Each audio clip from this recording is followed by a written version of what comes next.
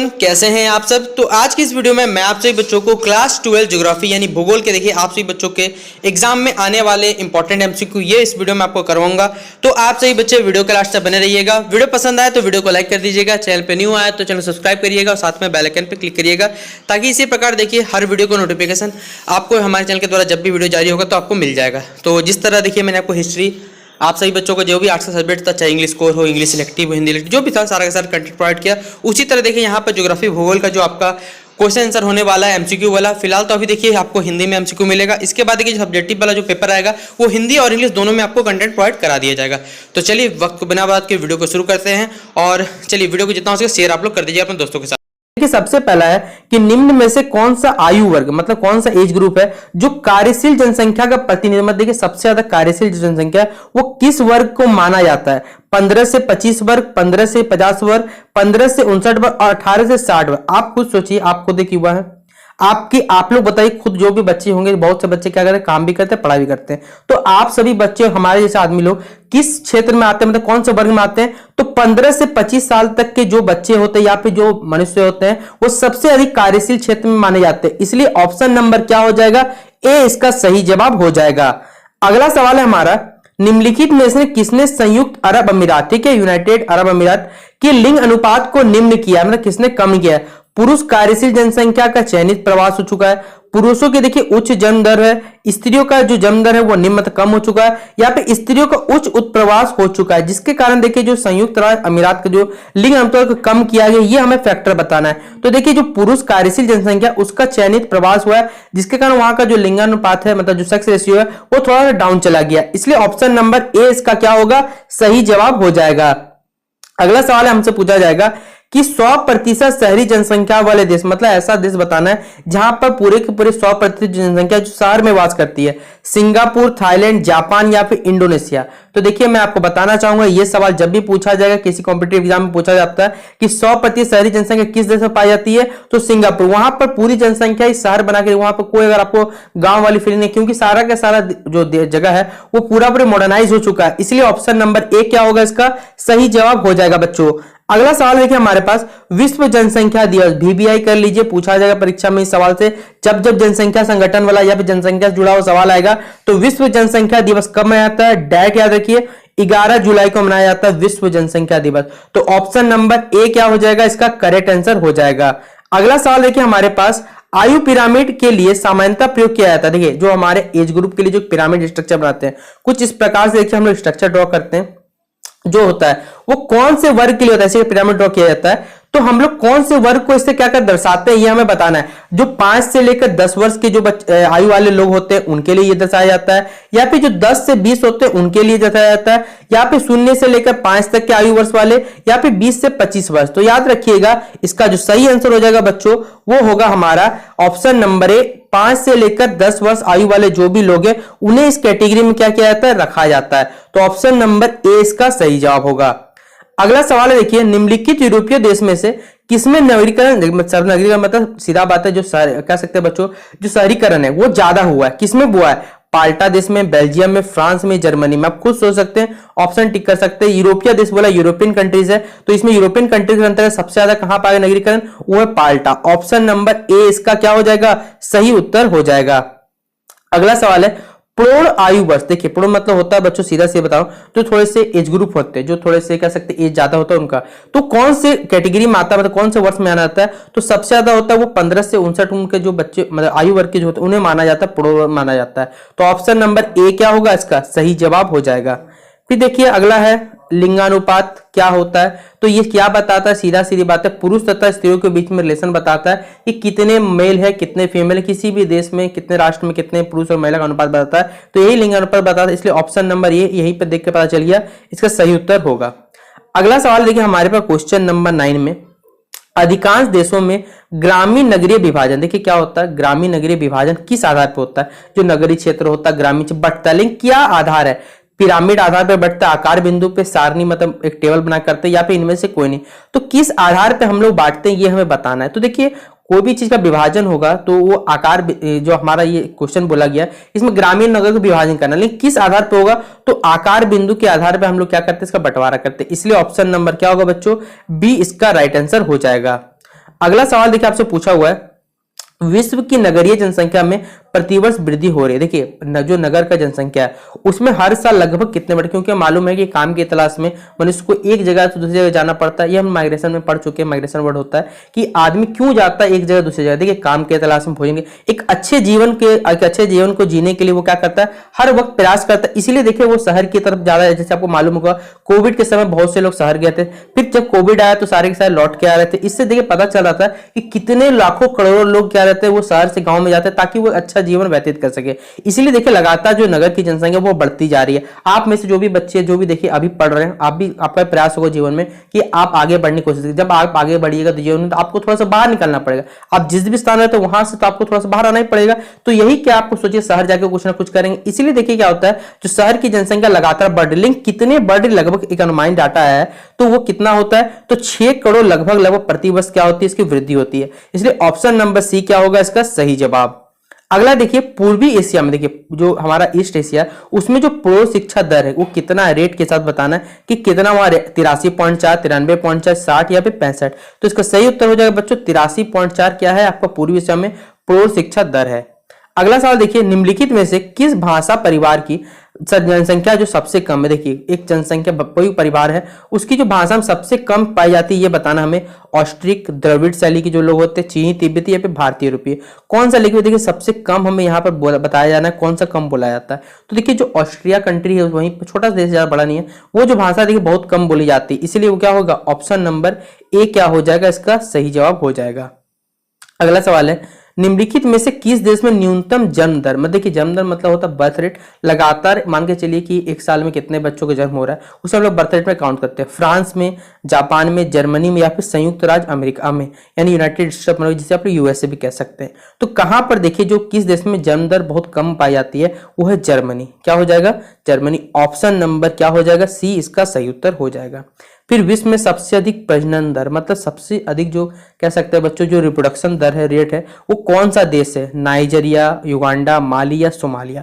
तो सबसे ज्यादा याद रखिएगा जो प्रजनन दर, जैसे जनसंख्या वृद्धि भारत में भी, चीन में बहुत तेज है, लेकिन सबसे अधिक जो रिप्रोडक्शन जो कह सकते हैं बच्चों जो रेट है वो सबसे अधिक कहाँ है, तो नाइजीरिया में या फिर नाइजर जिसको कहा जाता है। तो ऑप्शन नंबर क्या हो जाएगा ए इसका सही जवाब हो जाएगा। अगला सवाल आपसे पूछा जाएगा निम्नलिखित में देखिए कौन सा आयु वर्ग नहीं है बोला है। 0 से 14 तक लेके 15 से 59, 60 वर्ष से अधिक, 90 वर्ष से अधिक, कौन सा नहीं होगा बता आयु वर्ग के अंतर्गत। तो जो 60 से ही ज्यादा हो तो उसको हम लोग काउंट नहीं करते, 60 ही तक लास्ट लिमिट रहता है। तो क्योंकि अभी लगभग कोई भी मनुष्य के जो जीवन रेखा है वो 60 तक माना जाता है। तो 60 वर्ष से अधिक क्या हो जाएगा इसका आयु वर्ग नहीं है। फिर अगला सवाल आपसे पूछा है विश्व में सबसे अधिक नगरीकृत, मतलब सबसे अधिक जन नगरीकृत देश कौन सा ये हमें बताना है। एक है लाटविया है, ग्रेट ब्रिटेन है, जापान है, फ्रांस है। तो सबसे अधिक नागरिक के देश कौन सा है, तो वो Great Britain. Option number B इसका क्या हो जाएगा करेक्ट आंसर हो जाएगा। और ये जो बताता है क्या कि विकास का सर्वोत्तम यहाँ पर वर्णन किया जा रहा है। तो देखिए आकार में जो स्थिरता है वो हमें क्या बताती है कि कोई भी चीज का विकास जो है वो सर्वोत्तम गुण यहाँ पर दर्शाता है। इसलिए ऑप्शन नंबर क्या होगा सी इसका सही उत्तर हो जाएगा। अगला सवाल देखिए हमारे पास किस वर्ष में यूएनडीपी मानव विकास सूचकांक प्रकाशित कर रहा है ये बताना किस वर्ष से ये शुरू हुआ है। 1985 से 1999, 1990 या फिर 1995। तो ये किस वर्ष शुरू हुआ है, तो याद रखिएगा यूएनडीपी के द्वारा जो मानव विकास सूचकांक ह्यूमन कह सकते हैं बच्चों ह्यूमन डेवलपमेंट इंडेक्स है वो किस साल से स्टार्ट हुआ है, तो याद रखिएगा 1985 1985 से स्टार्ट हुआ है। अगला सवाल हमारा मानव विकास की जो अवधारणा है निम्नलिखित में से किस विद्वान की देन है। जो मानव विकास की हम लोग अवधारणा निकालते हैं वो किस के द्वारा दी गई है। Professor Amartya Sen, doctor Mahmood ul Haq, LSE sample या फिर रेडजेल, किसके द्वारा दिया गया है, तो ये दिया गया जो मानव विकास की अवधारणा याद रखिएगा LC सैम्पुल के द्वारा दिया हुआ। इसलिए ऑप्शन नंबर सी हमारा सही जवाब हो जाएगा। अगला सवाल है देखिए हमारे पास यहाँ पर कि निम्नलिखित में से कौन सा शैक्षिक नगर है, यहां पर बताना है स्लेम है, 4 ऑप्शन आपको दिए गए, कटनी है, ठीक है। फिर अगला जो हमारा ऑप्शन है वो है रुड़की और अगला जो ऑप्शन है हमारे पास वो है मुगलसराय। इनमें से पूछा है कौन सा जो नगर है वो क्या शैक्षिक नगर ये हमें बताना है और इसका राइट आंसर हो जाएगा रुड़की। ऑप्शन नंबर सी इसका सही उत्तर हो जाएगा। फिर अगला सवाल आपसे पूछा जाएगा निम्नलिखित में से किस क्षेत्र से एस्किमो संबंधित, एस्किमो बेसिकली ठंडा जगह संबंधित है। मैक्सिको, चीन, ब्राजील या फिर अलास्का। तो कहां से संबंधित रखते हैं ये एस्किमोस जो रहते हैं, तो याद रखिएगा ये संबंधित रखते हैं आपका अलास्का से। तो ऑप्शन नंबर बच्चों क्या हो जाएगा 5 का डी नंबर इसका राइट आंसर हो जाएगा। फिर अगला सवाल आपसे पूछा जाएगा कि विश्व में भारत का जो मानव विकास सूचकांक है, देखिए ये हर साल जारी किया जाता है, तो हर साल परिवर्तन, लेकिन आपके किताब के अकॉर्डिंग बताना है कि विश्व में भारत का जो मानव विकास सूचकांक है वो कितना है। तो याद रखिएगा ये है 127 नंबर पे। ऑप्शन नंबर ए क्या हो जाएगा बच्चों इसका सही जवाब हो जाएगा। अगला सवाल है केरल में साक्षरता दर। देखिए आपको मालूम होगा केरल में जो लिटरेसी रेट है साक्षरता दर वो सबसे अधिक है, लेकिन ये है कितने प्रति हमें ये बताना है।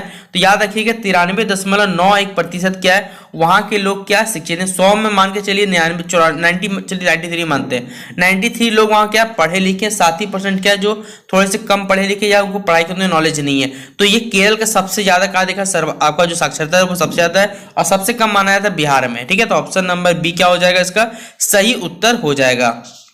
अगला सवाल हमारे पास भारत में निम्नलिखित प्रवास धाराओं में जो प्रमुख है वो क्या है हमें बताना है। ठीक है, आपको 4 ऑप्शन यहाँ दिए गए, ग्रामीण से ग्रामीण होगा, ठीक है, ग्रामीण से नगरीय या फिर नगरीय से ग्रामीण ऑप्शन, और ऑप्शन नंबर डी है हमारे यहाँ पर नगर से नगरीय। तो भारत में जो निम्नलिखित प्रवास धाराओं में जो प्रमुख है वो कौन सा है, तो वो है ग्रामीण से नगरीय की तरफ जाना चाहते हैं, इसलिए ऑप्शन नंबर बी क्या होगा इसका सही जवाब हो जाएगा। अगला सवाल है हमारे पास कि 2001 में जो स्त्री साक्षरता दर थी वो कितनी थी हमें बताना है। 54.16, 54.00, 50.16 और 56.00। तो 2001 में जो स्त्री साक्षरता दर थी वो कितनी थी ये आपको इस क्वेश्चन में बताना। तो याद रखिएगा कितना था, ये था 54.16, ऑप्शन नंबर ए इसका करेक्ट आंसर हो जाएगा। फिर अगला सवाल हमारे पास निम्नलिखित में से कौन सा देश है जो उच्च मानव विकास वाला नहीं है बताना है हमें। देखिए यहाँ पे बोला है, तो कौन सा ऐसा देश है जो उच्च मानव विकास वाला नहीं है। तो याद रखिएगा यहाँ पर ऑप्शन कौन सा हमारा सही हो जाएगा, नॉर्वे, अर्जेंटीना, जापान या फिर मिस्र। तो कौन सा देश उच्च मानव विकास वाला नहीं है, तो वो नहीं है जापान। ऑप्शन नंबर सी इसका क्या होगा सही जवाब हो जाएगा। अगला सवाल आपसे पूछे केरल का जो मानव सूचकांक है ह्यूमन जो इंडेक्स है वो कितना है, 0.532, 0.533, 0.638 और 0.523। तो केरल का कितना मानव सूचकांक कितना है, तो याद रखिएगा वो है 0.638। ऑप्शन नंबर सी क्या होगा सही जवाब। अगला सवाल हमारे पास प्राथमिक विद्यालय स्तर की जो आयु सीमा है वो कितनी, जो प्राथमिक विद्यालय होता है उसमें कितने कह सकते हैं आयु सीमा बच्चों क्या रखी गई ये बताना है हमें। ठीक है, तो 7 से 10, 6 से 11, 5 से 10 या फिर 5 से 11। तो इसका सही उत्तर है वो है 6 से 11। ऑप्शन नंबर बी क्या हो जाएगा इसका सही जवाब हो जाएगा कि प्राथमिक जो भी विद्यालय उनकी आयु सीमा कितनी है, तो 6 से 11 वर्ष तक के बच्चों का। फिर अगला सवाल हमारे पास कि 1999 से लेकर 2000 में कितने लोग गरीबी रेखा के नीचे थे। देखिए ये सारे के सारे जो आंकड़े दिए गए हैं वो आपके इतिहास आपकी किताब से दिए गए हैं, और उसी किताब के अनुसार हमें बताना है कि जो 1999 से लेकर 2000 में कितने लोग गरीबी रेखा के नीचे थे। 26%, 36%, 16 या फिर 46। तो कितने प्रतिशत लोग याद रखिएगा बच्चों वो गरीबी रेखा के नीचे तक आपसे पूछा जाए तो याद रखिएगा इसका हो जाए 26%, यानी ऑप्शन नंबर ए क्या होगा इसका सही जवाब हो जाएगा। फिर अगला सवाल है हमारे पास डॉक्टर महबूब उल हक, ये जो कहाँ के मूल निवासी थे, भारत के थे, ये पाकिस्तान के थे, अफगानिस्तान के थे या फिर इराक के थे। तो कहाँ के थे डॉक्टर महमूद उल हक, तो याद रखिएगा ये थे पाकिस्तान के। कहाँ के मूल निवासी थे, तो पाकिस्तान के ये मूल निवासी थे, इसलिए ऑप्शन नंबर क्या होगा बी इसका राइट आंसर हो जाएगा। फिर अगला सवाल हमारे पास निम्नलिखित में से किस देश का जो मानव सूचकांक विकास सूचकांक भारत से उच्च नहीं है, श्रीलंका, ट्रिनिडाद टोबैगो या फिर म्यांमार। तो कहाँ का जो मानव विकास सूचकांक है वो हमसे नीचे नहीं है, मतलब वो हमसे नीचे सीधा बताना है कि हमसे ऊपर कोई नहीं है, तो वो क्या होगा बच्चों, तो वो हो जाएगा हमारा ऑप्शन नंबर कौन सा ए श्रीलंका। तो श्रीलंका इसका सही जवाब है, ऑप्शन नंबर ए टिक कर लीजिएगा, श्रीलंका इसका करेक्ट आंसर है। फिर अगला सवाल आपसे पूछा जाएगा कि निम्नलिखित में से कौन सा देश उच्च मानव विकास स्तर में शामिल नहीं है बोला गया। देखिए यानी वो चीज वहां पर नहीं है, नॉर्वे है, भारत है, ऑस्ट्रेलिया, कनाडा है। तो कौन सा ऑप्शन वो सही होगा, देखिए जो हमारा देश भारत है वही क्या है उच्च मानव विकास स्तर में शामिल नहीं है। ऑप्शन नंबर बी क्या हो जाएगा इसका सही उत्तर हो जाएगा, टिक कर लीजिएगा। फिर अगला सवाल हमारा आपसे कि निम्नलिखित में से कौन सा देश जो है उच्च मानव विकास सूचकांक वाला है, दक्षिण अफ्रीका, भारत, नॉर्वे या चीन। तो कौन सा देश जो है उच्च मानव विकास वाला है? तो याद रखिएगा सही उत्तर क्या हो जाएगा, वो है नॉर्वे। ऑप्शन नंबर सी क्या हो जाएगा इसका सही जवाब, नॉर्वे इसका राइट आंसर हो जाएगा।